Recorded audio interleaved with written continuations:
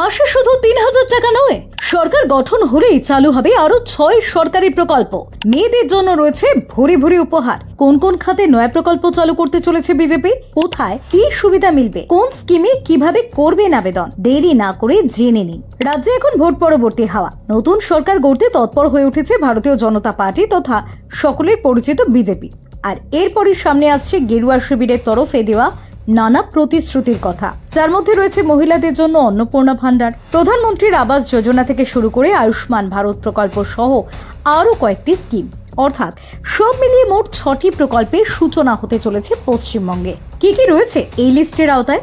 অন্নপূর্ণা ভান্ডার। প্রথমে যে স্কিমের নাম না বললেই নয় তা হলো অন্নপূর্ণা ভান্ডার।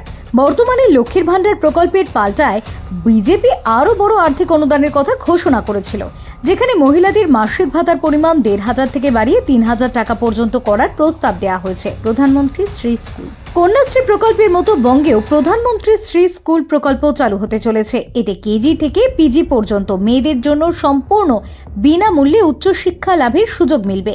সেই সঙ্গে এককালীন টাকাও পাওয়া যাবে। যুবশক্তি, বেকার যুবক যুবতীদের স্বনির্ভর করতে মাসে ১৫০০-এর বদলে ৩,০০০ টাকা করে দেবে বিজেপির সরকার। হ্যাঁ, মমতা সরকারের চালু করা ২১ থেকে ৪০ বছর বয়সীদের যুবশ্রী প্রকল্পের অনুকরণে চালু হওয়া এই স্কিমের টাকা এবার ডাবল হতে চলেছে। প্রধানমন্ত্রী আবাস যোজনা, দারিদ্র্য সীমার নিচে বা বছরে নির্দিষ্ট আয়ের মানুষদের মাথার ওপর ছাদ গড়ে দেওয়ার এক অভিনব পরিকল্পনা করেছে বিজেপির সরকার।